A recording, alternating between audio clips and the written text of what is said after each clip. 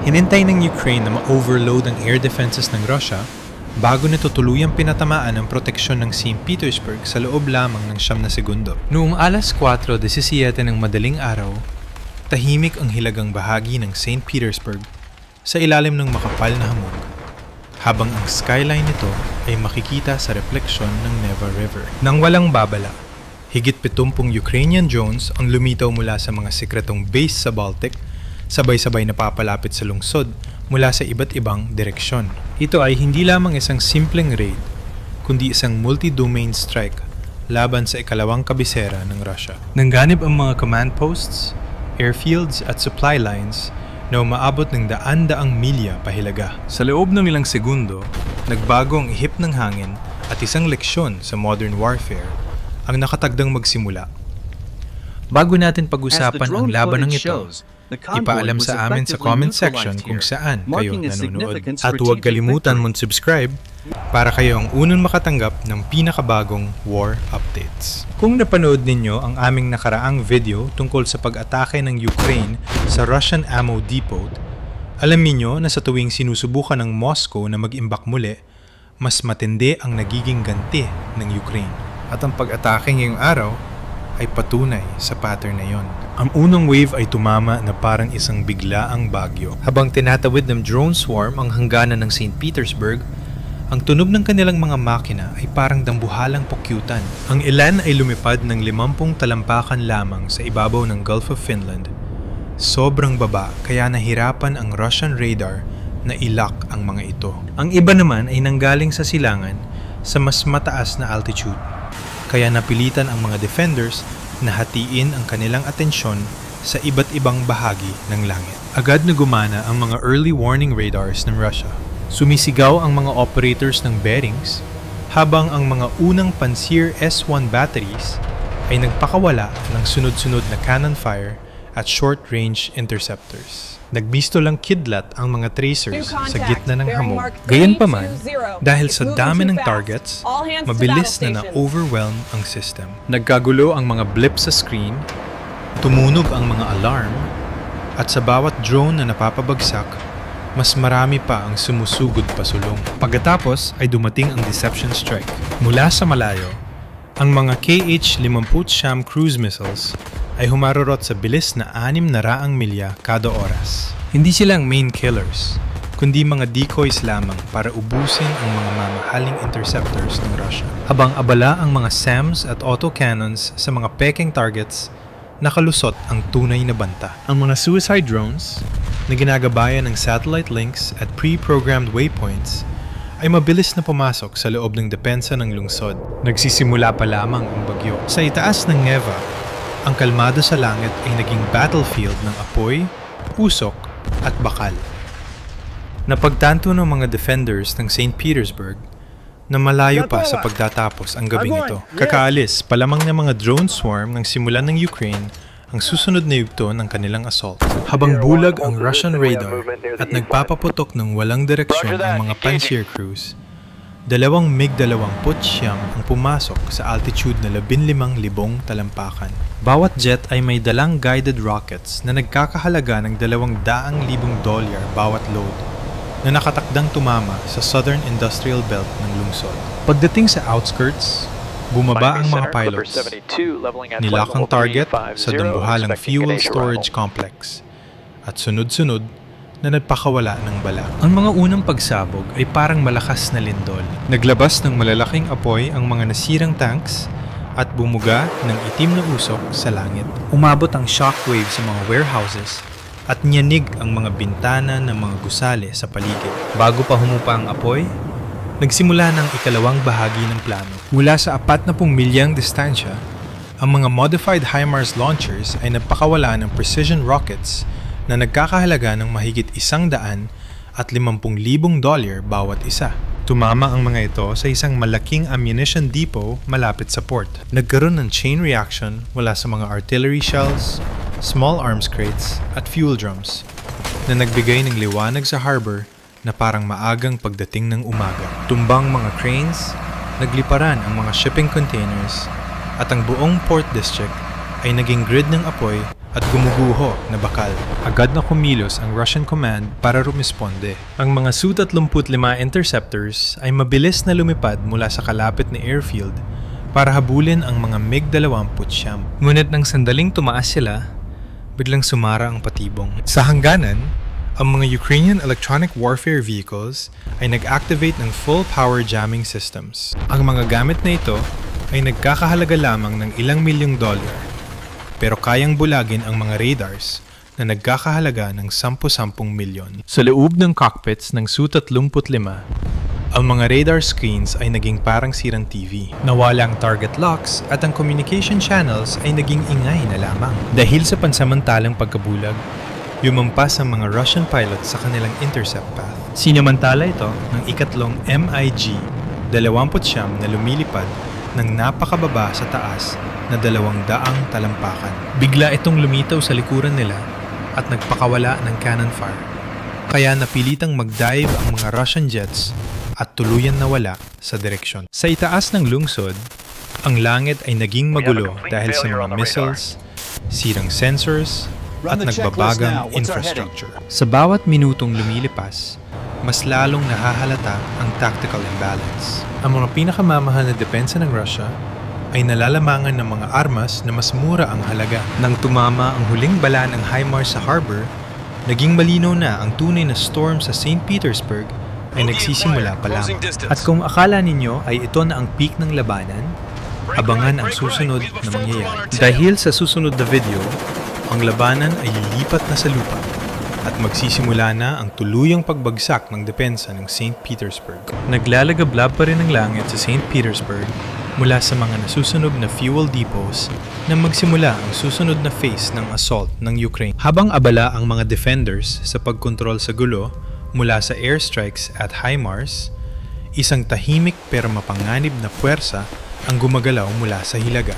Sa ilalim ng makapal na kagubatan sa Karelian border, ang mga Ukrainian Special Operations Teams ay sumusulong gamit ang mga light vehicles at drone reconnaissance. Ang mga UAVs na ito ay may infrared cameras na nagbibigay ng real-time targets sa mga operators na may pinpoint accuracy. Nang mapansin ng mga Russian units ang nangyayari, nasa loob na ng defensive perimeter ang mga raiders. Ang kanilang unang layunin ay malinaw: yumpuhin ang air defense network ng lungsod. Sa labas ng northern suburbs, may isang critical radar station na nagbibigay ng data sa mga S-400 batteries. Pumasok ang mga commandos at naglagay ng shaped charges sa paanan ng radar mast.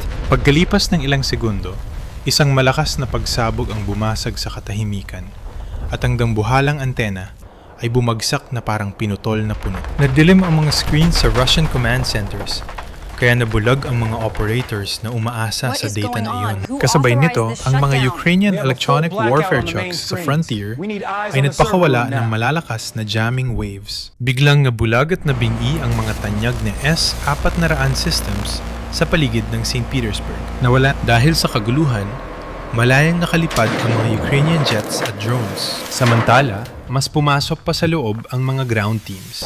Isang supply convoy na magdadala sana ng reinforcement ang naambush sa isang makitid na highway. Pinagsasasabog ang mga unang sasakyan at ang mga nasa dulo, kaya na-trap ang buong column. Pinagbabaril at kinamitan ng anti-tank rockets ang mga truck, kaya sumabog ang mga fuel at munisyon. Sa loob ng wala pang 15 minuto, ang main northern supply route ng St. Petersburg ay naputol.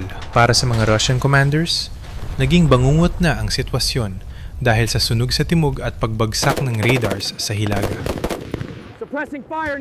Nawala ang koordinasyon, na-delay ang mga utos, at ang defensive grid ng lungsod ay nagsimulang mag-unravel. Para sa Ukraine, ang raid na ito ay hindi lamang tungkol sa pagkawasak, kundi tungkol sa precision at timing. Sa pagtatapos ng ikatlong phase, ang shield ng lungsod ay nagkalamat na.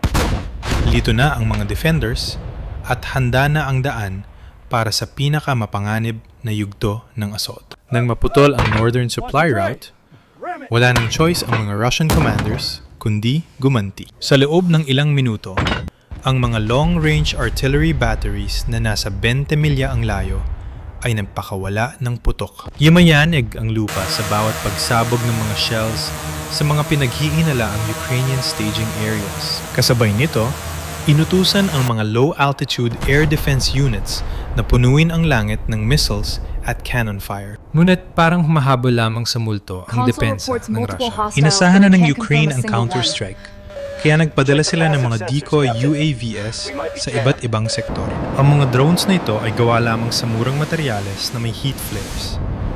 Pero naging epektibo ang mga ito. Nalilang ang mga Russian radars at nagsayang ang mga missile crews ng mamahaling interceptors sa mga murang drones. Sa gitna ng mga gap na ito, pumasok ang tunay na strike force. 2 MiG. 29 ang lumipad ng napakababa sa shoreline para iwasan ang radar. Sa taas na 300 talampakan, nagpakawala sila ng precision munitions sa gitna ng isang malaking supply depot malapit sa harbor. Tinuman ang mga warehouses na puno ng ammunition, fuel drums, at spare parts. Naging catastrophic ang resulta. Ang mga unang pagsabog ay nagdulot ng sunod-sunod na secondary blasts. Sa loob ng ilang segundo, ang buong block ng port ay nagliyab. Bumagsak ang mga dockside cranes dahil sa shockwaves at tumalsik ang mga shipping containers na parang mga laruan. Ayon sa mga saksi, nagmukhang bulkan ang harbor na nagbubuga ng apoy at bakal sa langit. Para sa mga Russian defenders, naging backfire ang kanilang counter-strike. Naubos ang kanilang bala sa mga Phantoms, habang ang tunay na targets ay naging abona. Sa pagsikat ng araw, hindi na makilala ang port ng St. Petersburg dahil sa pagkawasak at makapal na usok. Pumasok na ang labanan sa bagong phase kung saan naghahari ang kaguluhan. Paki-like ang video na ito kung nagustuhan ninyo. Mag-comment ng 1 para suportahan ng Ukraine,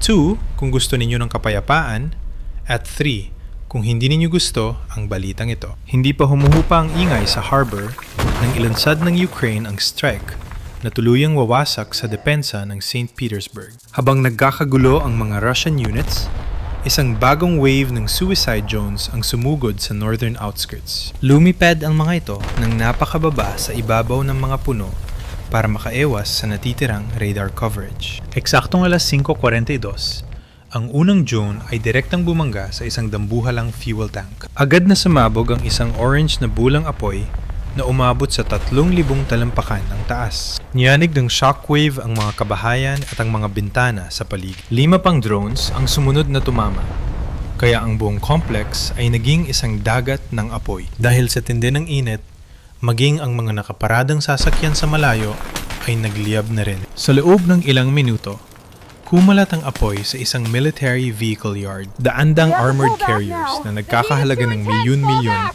ang nagsimulang sumabog. Nagliparan ang mga turrets at nasira ang mga bakal dahil sa tindi ng inferno. Ang mga pagsabog ay parang walang katapusang kulog na naririnig sa buong St. Petersburg. Ayon sa mga residente, parang naging isang higanteng artillery battery ang buong Northern District. Mula sa malayo, kitang-kita ang makapal na usok na umaabot sa langit. Hindi makalapit ang mga Russian firefighters dahil sa tindi ng init at mga sumasabog na munisyon sa loob ng mga sasakyan. Para sa Ukraine, ang strike na ito ay idinisenyo para lumpuhin ang logistical heart ng Russia. Pinutol nito ang fuel lifeline at nagpadala ng mensahe na walang fortress na ligtas sa coordinated, low-cost at high-precision warfare. Naging malinaw na ang labanan para sa St. Petersburg ay umabot na sa sukdulan. Nang magliwanag ang hilagang skyline, makikita na ang epekto ng mga pagsabog sa mga tao. Ang mga pamilya ay nagtakbuhan sa kalsada,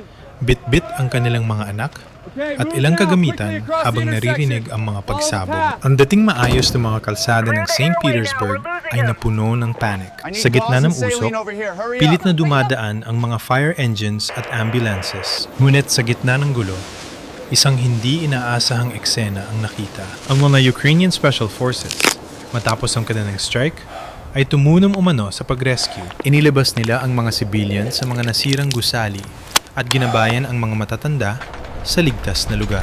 Ginamot din nila ang mga sugatang Russian soldiers na naiwan sa gitna ng kaguluhan. Ang mensahe ay malinaw.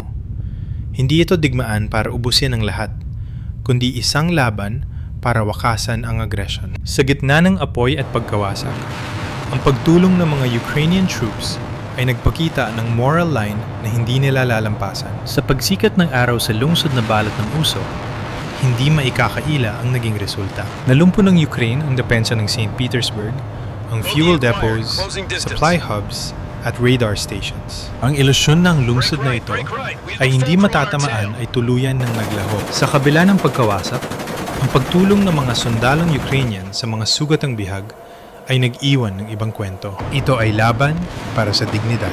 Sa itaas ng skyline, isang watawat ng Ukraine ang nakitang nakataas sa isang nasunog na radar tower bilang simbolo ng kanilang paninindigan.